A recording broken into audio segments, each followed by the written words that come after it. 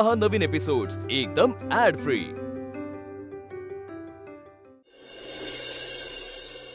पट्या म्हणजे माहिती नाहीये तुला, एक एक गोष्टी करत असतो।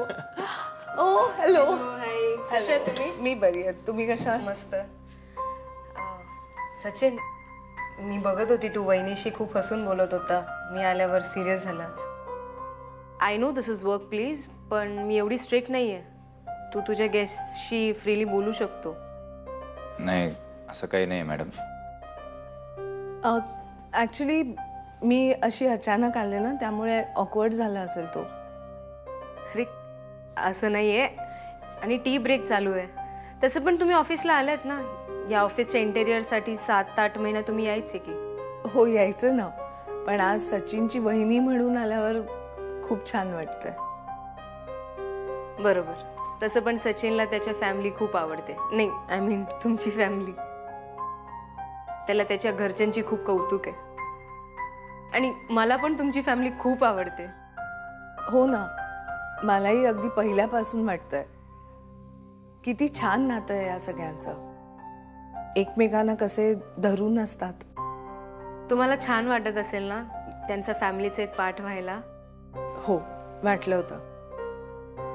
आप्पा, माई मावशी, सौरभ, मी, सचिन, वल्ली, खूप मजा येते। हो, तुम्ही इंटिरियर खूप छान केला। मला ना माझ्या कॅबिनमध्ये काही चेंजेस हवे होते, तर तुम्ही कराल का?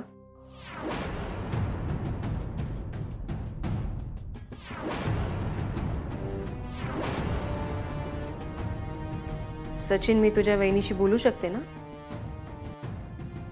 बोलू शकता ना, पण काय आहे की अलीकडे ना मी काम जरा कमी केलंय, त्यामुळे ओ नो इशू, तुम्ही तुमचा टाइम घ्या आणि मग एक डिसिजन घ्या। बरं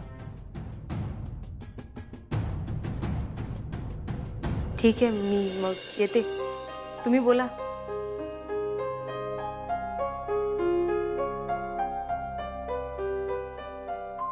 बसा ना वहिनी। नाही, मी निघते आता, तू काम कंटिन्यू कर आणि जरा शांत। येते।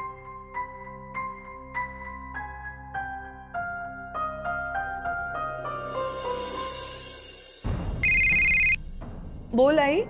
अनामिका, अगं बाई, जिथे असशील तशी ताबडतोब घरी निघून ये। झालंय का पण? बघशीलच आल्यावर, लवकर ये। अग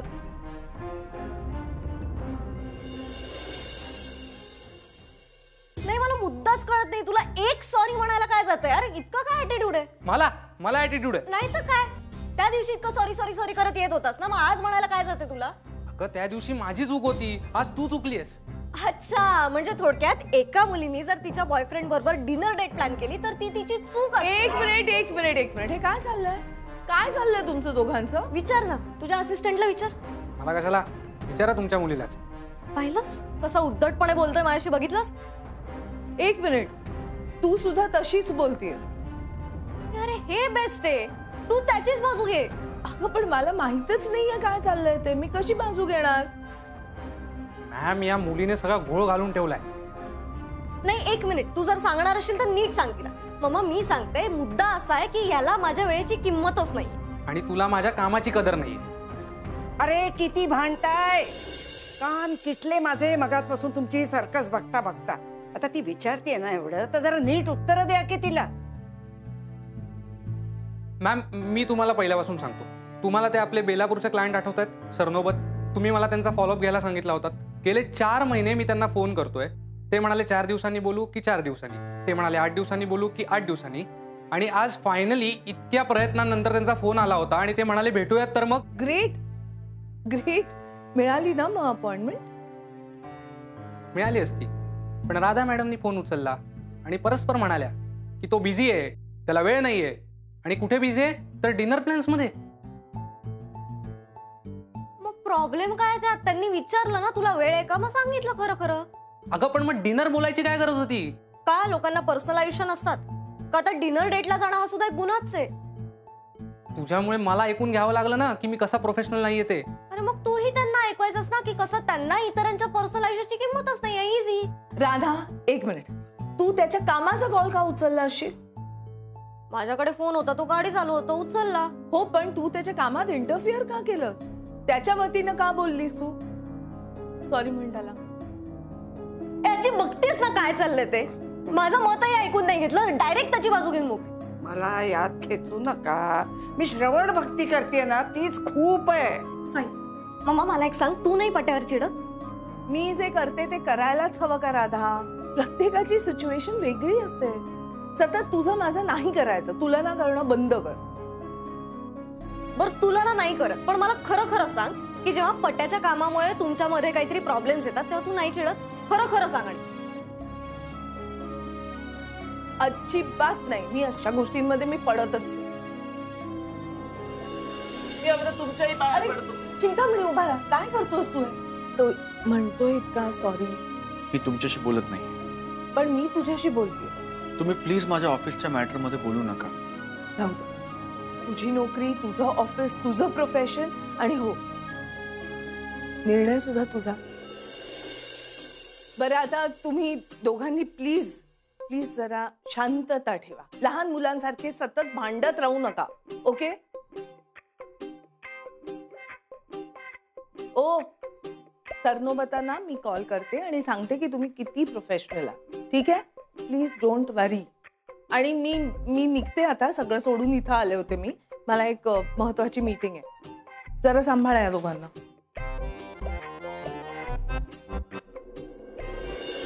आणि या तिन्ही गोष्टी जर आपण केल्या तर आपण आपल्या कंपनीची कार्यक्षमता, कार्यपद्धती बेटर करू शकतो असं मला मनापासून वाटतं.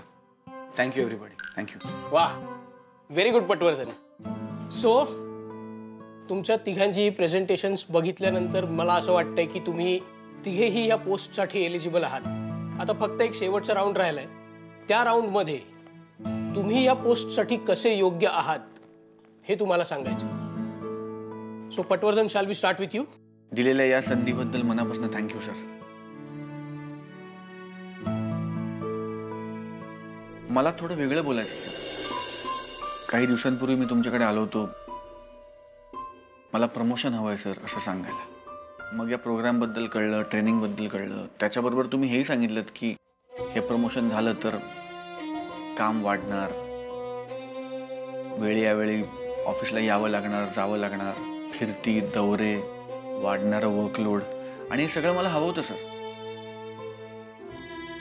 पण या सगळ्याचा विचार करता करता असं लक्षात आलं की या सगळ्यामध्ये पर्सनल आणि प्रोफेशनल लाईफची गल्लत होईल. हेही तुम्ही बोलला होतात. खरं तर मागची 20-22 वर्ष मी खाली मान घालून या कंपनीमध्ये पडेल ते काम केलंय सर, आणि मला त्याचा अभिमान आहे. तेव्हा माझ्या खाजगी आयुष्याचं चित्र वेगळं होतं सर. माझ्यावर घरची जबाबदारी होती, पण ज्या पद्धतीने माझं खाजगी आयुष्य आता सुरू आहे त्या पद्धतीने ते सुरू नव्हतं. घरच्यांच्या माझ्याकडनं फारच्या अपेक्षा नव्हत्या.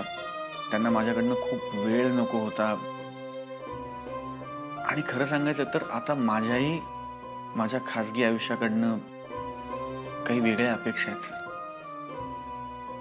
आत्ता हे प्रमोशन झालं तर तुम्ही म्हणलात तसं हे सगळं होणार आहे जे आपण आधी बोललोय. आणि आत्ता मला माझ्या खाजगी आयुष्याला जास्त वेळ द्यावा असं वाटतोय सर. त्यामुळे मी असं म्हणतोय सर की आत्ता माझ्या आयुष्यात जे नवं नातं सुरू झालंय त्या नात्याला प्रायोरिटी देऊन ते नातं संपूर्ण डेडिकेशनने पुढचा काही काळ निभवायचं.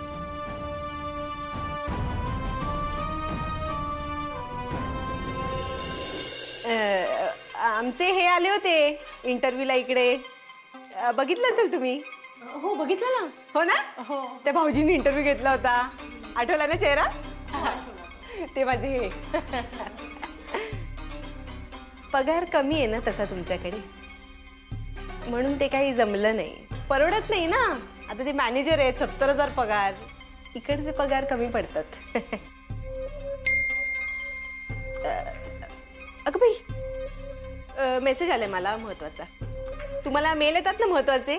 अगदी तसंच बिझी असते मी तशी.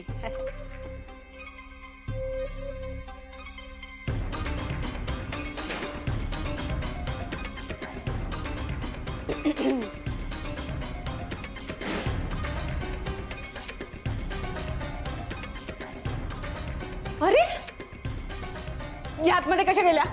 हा, तुम्ही काय बोललात? मीटिंग आहे ना महत्वाची. मला इकडे बसवलं आणि त्यांना आतमध्ये पाठवलं. मी घरातली तरी बसवलं इकडे. कॉफी विचारलीत ना? कुठे कॉफी? सांगते. सांगा लवकर.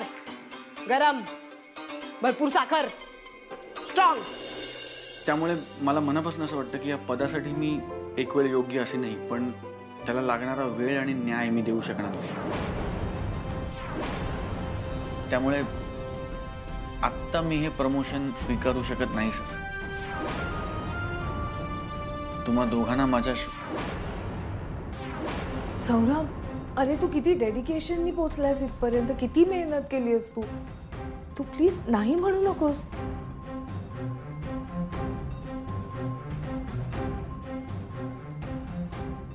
तू इकडे काय करतेस? मी खरंच सांगते, ही पोस्ट नको नाकारूस तू. तू हे खरंच डिझर्व करतोस. सर 1-2 मिनिटं घेऊ. सॉरी.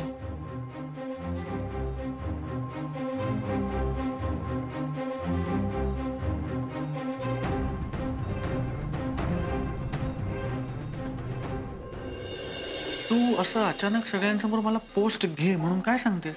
मग काय करू बट्या? गेली कित्येक वर्ष इतक्या मेहनतीनं डेडिकेशननी काम करतोयस, मग हे प्रमोशन तुला मिळायलाच हवं. You deserve it. का नाही म्हणतोयस तू? अगं याच गोष्टीमुळे आपल्या दोघांमध्ये भांडणं होत आहेत ना. मग असं असताना मी ही अतिरिक्त जबाबदारी का ओढवून घेऊ? बट्या, इतकी मोठी संधी मिळतीये तुला, ती कोण नाकारतं? मी काय करू अनामिका? मी काय करावं असं तुला वाटतंय? काल जे काही झालं त्यात चूक पूर्णपणे माझी होती. खरंच तुझं बरोबर होतं बट्या. तुझ्या ऑफिसचे सगळे निर्णय हे फक्त तुझेच असायला हवे. मी नाही पडणार त्यात, पण आपल्यातल्या भांडणामुळे तू प्रमोशन नाकारावंस असं मला नाही वाटत. प्लीज प्लीज हो म्हण. तुझ्या लक्षात येत नाहीये, मी जरा प्रमोशनला हो म्हटलं ना, माझं काम अजून वाढणार, त्याचा व्याप, त्याचा आवाका अजून वाढणार. एकदा मी तुला न कळवता मुंबईला गेलो असं मला वाटलं तर किती चिडलीस तू. एकदा हे प्रमोशन घेतलं ना तर मला अनेकदा खरंच तुला न कळवता इकडे तिकडे जात राहावं लागणार. शहरात, शहराच्या बाहेर, भारतात, भारताच्या बाहेर काम खूप वाढणार अनामिका. मग काय करणार तू? तेव्हाचं तेव्हा बघू.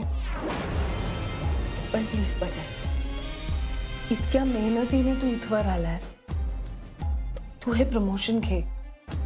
अगं बट्या प्लीज प्लीज हो म्हण. नक्की 100%.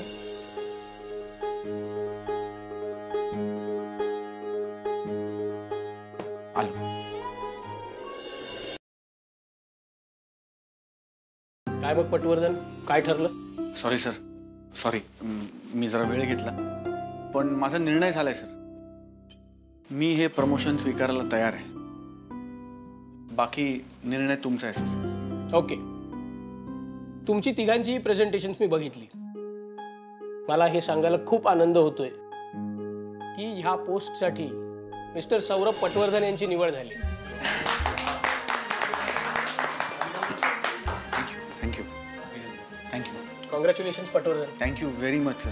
Thank you very much. You deserve it. Thank you sir. Congratulations Patwardhan.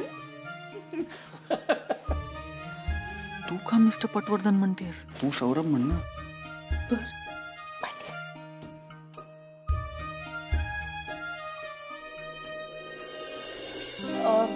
बरं, आता निघूया का? घरी जाऊया ना. घरी सगळ्यांना ही आनंदाची बातमी देऊया. माई मावशी, आप्पा खूप खुश होतील सगळे. हो, मी पण त्या सगळ्यांना कधी भेटतो असं झालंय. फक्त थोडंसं काम पेंडिंग आहे, तेवढं संपवतो आणि निघूया. चालेल? मी आहे sir. Okay. Thank you very much.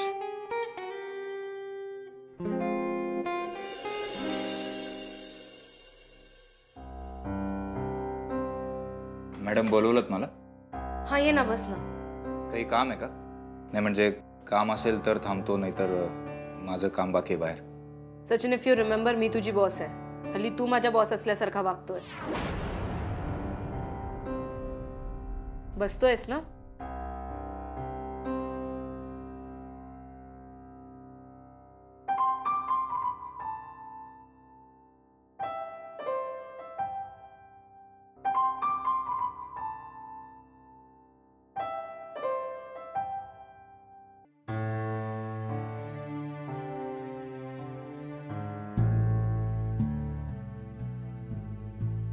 Laptop उघड.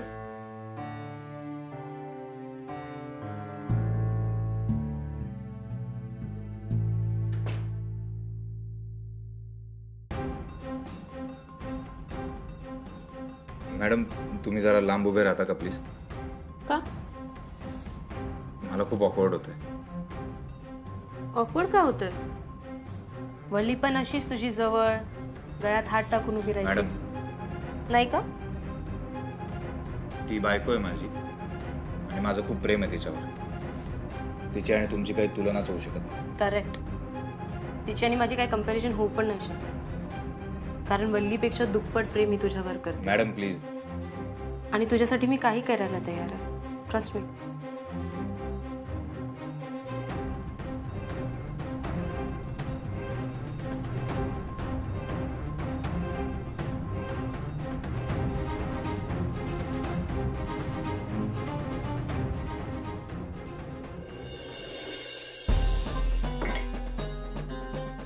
ए, अजून किती वेळ? अहो मॅडम, तुम्ही सौरभ सरांच्या वहिनी आहात. मी उगाच का थांबवेन तुम्हाला? झालं की सोडणार नाही का? हा, असं बोलायचं असतं घरच्यांशी. तुझी ती रिसेप्शनिस्ट होती ना, मागाऊ होती. कुठे ती? ती नाहीच आहे आता. गेली ना? बरं झालं काढलं. तुम्हाला आणखी एक कॉफी सांगू का? हा, तसं सांगू शकतेस, पण विसरू नकोस हा, मला भाऊजींना भेटायचंय. नाही तर कॉफीच पाजत बसशील. हा. हो हो.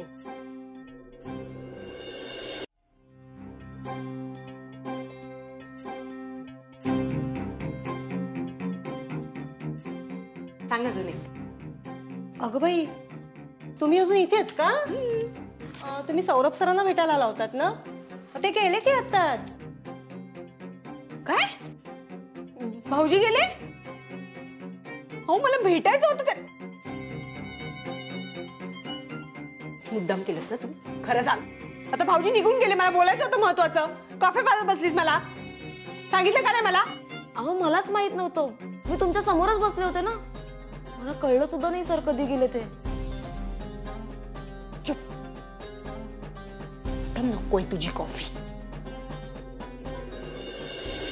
काय रे सौरभा, अरे सगळ्यांना काय इथे गोळा केलेस? काय झालंय तरी काय? सांग. नाही, पेढे आणलेत म्हणजे नक्कीच काहीतरी चांगली बातमी असणार. होय, छान बातमीच आहे. फक्त घरातली सगळी मंडळी असताना मला ती द्यायची. हो का? नाही, तुम्ही असं करा, त्यातले 2-5 पेढे मला द्या. ते मी खातो आणि बरोबर ओळखतो चांगली बातमी काय आहे ते. आप्पा, मावशी सगळे आले ना की सगळं सांगणार होता मी. अगं बाई, म्हणजे लग्न बिग्न करता की काय? नाही, पेढे घेऊन आलात म्हणून विचारलो. काय चाललंय तुझं? गंमत केली रे. भाऊजी, हो तुम्हाला मी दिवसभर. अगं बाई, हे बघा, सच्च पण आला. अरे सौरभने काहीतरी चांगली बातमी आणली आहे बरं का, सांगणार आहे तो सगळ्यांना. अरे वा. सचिनला जर कळलं की मी भाऊजींच्या ऑफिसला गेले होते तर उगाच बडबड सुरू करेल आणि मला जे भाऊजींशी बोलायचंय ते बोलायचं राहून जाईल ना.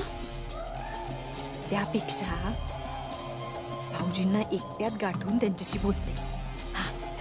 वल्ली, तू काहीतरी म्हणत होतीस दिवसभर, काय? ते मी आपलं. अगं तू म्हणालीस ना मी सकाळपासून तुमची काहीतरी. नाही. काय दिवसभर काय?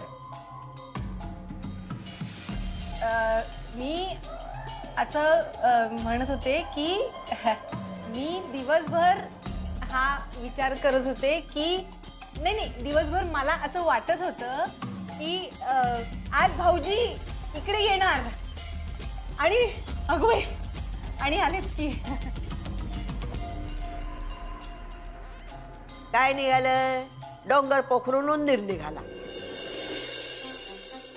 अरे अरे तुम्ही सगळेजण थांबा रे जरा. सौरभरावांना बोलू देत ना. सौरभराव सांगा हो, आता उत्सुकता ताणू नका आमची. लवकर सांगा काय चांगली बातमी येते बस. बरं मी सांगते. आज सौरभला प्रमोशन मिळालंय. अगं बाई, अरे वा वा छान. क्या बात आहे. वा वा वा. सोनबाई काय झालं? नीट ऐकायला नाही आलं मला. अहो आप्पा, सौरभला प्रमोशन मिळालंय. प्रमोशन. काय?